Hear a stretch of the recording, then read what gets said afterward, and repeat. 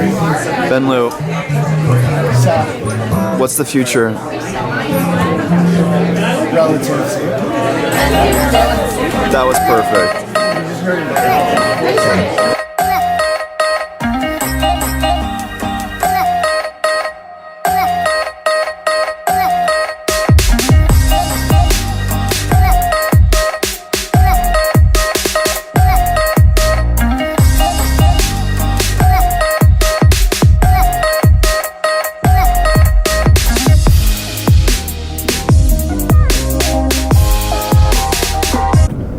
I have to study.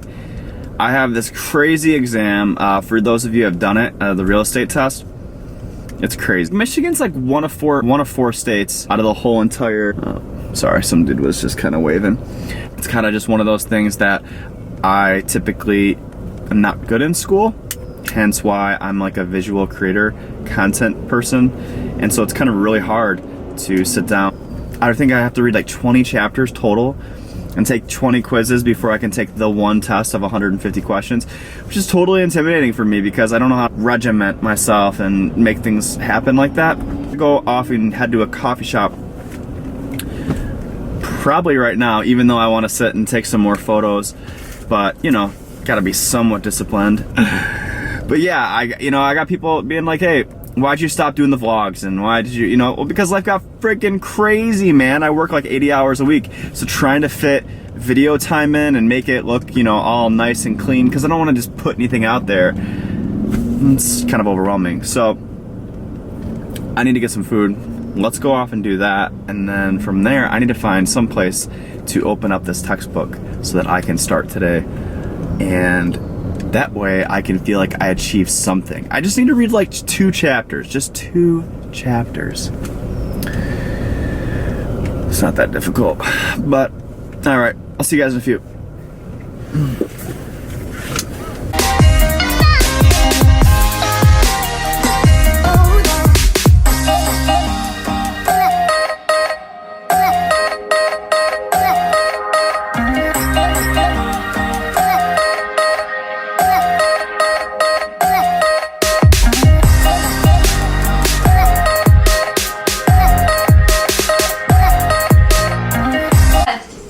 We're recording this, Harper. I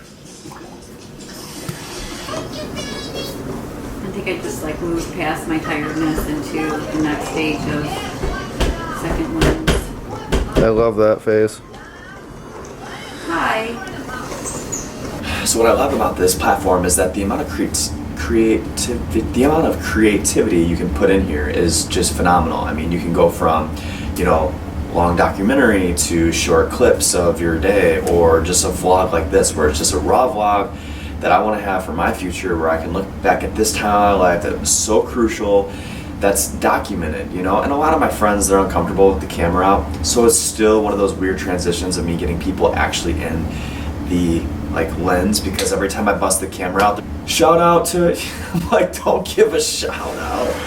I'm still learning how to be comfortable in front of here. But when I was going through everything that I was going through, in the start of this whole process, before the weight loss, before everything else, before I got beyond motivated. So my buddy was running this company. Basically, it was like a maintenance company for a senior citizens place there, and I get maybe 4 hours of training, and here I am. I remember I got electrocuted twice on the job that day. I'm not a maintenance guy, okay? I can fix things, yeah, mess around with parts, but it was legitimately, I was getting these orders to go in and replay a garbage disposal, and I'm I don't know how to do it, but I have to support a family, so I'll figure it out. And I really did. I'm surprised. I did it fairly well. But what happened in there was the best thing. It was totally God-given. A lot of the people that I met in there were they were the most beautiful people, but their stories just hit me in my heart. And what I mean by that is every single day I'd meet these, extraordinary people who were at the end of their lifespan. Let's face it, they were at the very end. And I would ask them stuff what did you do for your living? Do you have any kids? Your daughter? Do you have a son? Do you have grandkids? All, the generalized questions. And every single one of them, they would tell me these stories. At the end of their story of their life, they would kind of be sad in a way. And I would ask, what is it? Why, you know, why do you feel like you haven't lived a full life? And most of them would talk about how they never chased their dreams, that they were like terrified of losing or never, you know, achieving or failing. And then here they are in the senior citizen home, and they don't have another, you know, big jump in life. That's it. And I sat there, and like every night I would like, it didn't really affect me in the beginning, but like as 3 weeks that I worked there, like it was just, like I said, it was a really short amount of time, but the 3 weeks that I worked there, like I started freaking out and being like, oh my God, I have to live my dream. Because even if I'm as safe as I can be, get the job, do the 9 to 5, which is not a bad thing. If that's like your vision and goal and purpose, I totally respect it. I think there's a lot of honor in being able to, you know, do those things. But I gotta tell you this, you do not want to get to the end of your life and sit there and go, I was so safe that I have nothing to show for it. So I basically finished out my apartment lease, and I sold all my stuff that I had, like all this junk, bore it down to the minimum. And yeah, so if I gotta just say something to you, it's that I just encourage you. I don't know who you are behind this screen. You could be somebody in a whole different country. I really don't know. But I'm not saying to go quit your job and go off and be a fool about it. I'm saying this, find your purpose. The number one thing I just encourage you to do is find your purpose. Go out there and live it. I mean, you will be so alive that like you can work 80, 90 hours a week and it won't matter because you're doing what you love. And you know, if I can learn anything from that senior citizen home that I worked at, was that even if you are as safe as you can possibly be, get the job, pay the bills, do everything else, you can still wind up miserable if you don't fill it up with memories, fill it up with purpose and passion. Because guys, this is life and we only get one chance. It's hard because we're trying to do so much at so little time, and I get it, but seriously, please, you know, I heard a man once say, the richest place in the world is the graveyard, because there you're gonna find dreams never lived, you know, hopes and ideas that never were created because of fear. And I don't want to be that guy. Like, I sit here and I laugh, but I mean, it's just something that I hold really dear to my heart. Like, I really don't want to be that guy. So I quit my job and I started doing this, and it's terrifying. Don't get me wrong, but I can tell you, I'm still alive, and I do the most odd jobs now.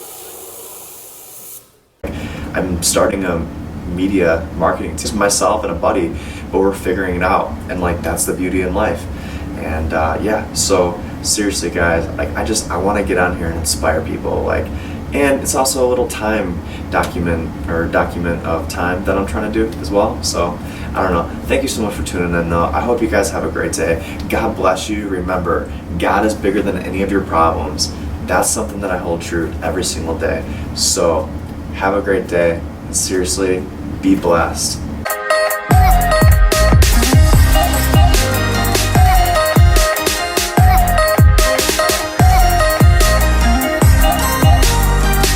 Because like seriously, life is too short. And if you watch this video and you're wondering like,